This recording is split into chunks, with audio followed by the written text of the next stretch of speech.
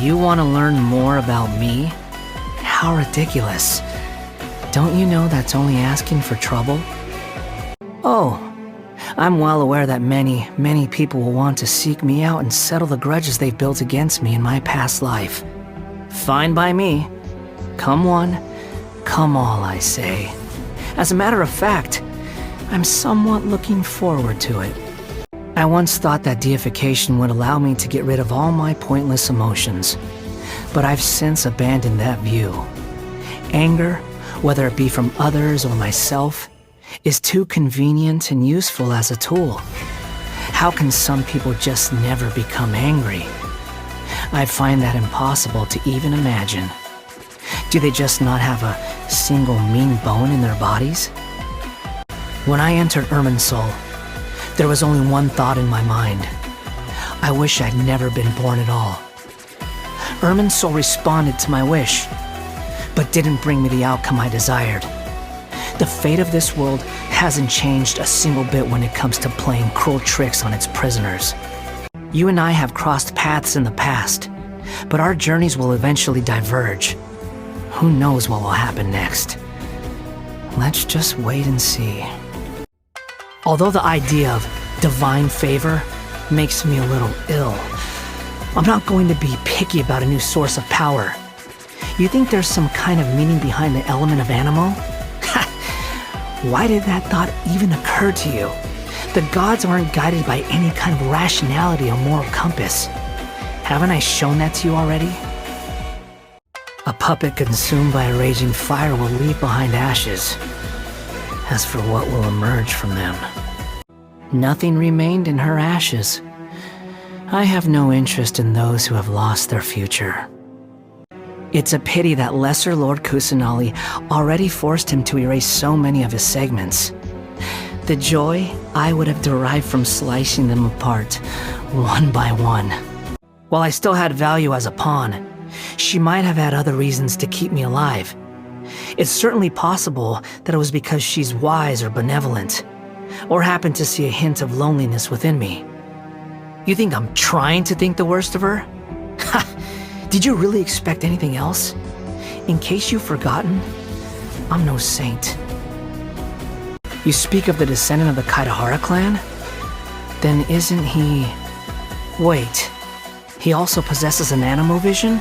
And even managed to take on the Raiden Shogun's Musa no Hirotachi? Oh, the 9th rank guy. He's obsessed with the idea of fair exchange, to the point of wanting to overthrow the natural imbalance between gods and humans. But I guess it's just how ordinary mortals are like. It's easy for them to come up with pointless delusions. Honestly, it's nothing worth writing home about. Just like how there's also nothing impressive about his abilities or choice of partner. Anyone who chooses to work closely with a doctor is sure to meet a nasty end. The Jester is a survivor of Conria. Besides that singular fact, I know very little about him, and never had any kind of close association with him. He seems to want something from me, though. In the past, he assigned to me many important tasks, including a number of trips to the Abyss. A smooth-talking yokai. Though she pretends to care about humans to gain the favor of her god, all she seeks are entertaining ways to pass her time. Let me ask, what should you do if you were to encounter a damsel who is oblivious and innocent at any given time, and unconcerned and unfeeling in any given situation?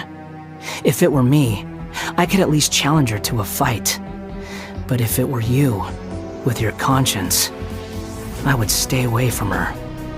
She has a terrible personality and cares for nothing outside of her own research. But even with that amount of dedication, she still produced a copious amount of garbage and could only secure a ranking that's still one whole place beneath my own. How pitiful. Only someone as dense as Child would think the rooster's looking after him and his family out of the goodness of his heart. Although the mayor has indeed done a number of things for their benefit, Anyone with a brain would be able to tell that the underlying meaning is, your entire family is in my hands. She completely neglected her own creation, and to add insult to injury, she said it was because she couldn't bring herself to intervene in my fate. A wolf in sheep's clothing. To exert a higher level of control over people, she puts on a graceful and cordial front. Most of those who have seen her true crazy self have gone poof. I'll leave that kind of thing to fate. Obsessing over something that's destined to be ever out of one's reach is just a waste of time. I have more important things to attend to at the moment. He's simple of mind and not that strong of body. Naming him to the lowest ranked seat lowered the Harbinger's collective prestige. Thankfully, I'm no longer part of that group. The ever-righteous captain, the brave and fearless captain, the nigh-invincible captain. Even my mechanical ears demand maintenance after listening to so many compliments from the members of the Fatui. Don't you think that possessing absolute righteousness is actually a latent danger? And that's without taking his great personal strength into account. Finally, another boring day is drawing to a close. There's no need to exchange pleasantries. It's rather pathetic to force a conversation just to occupy silence. Rise and shine, sleepyhead. The sun's already in your eyes. Don't tell me you actually thought I'd wake you up like that. Hobbies?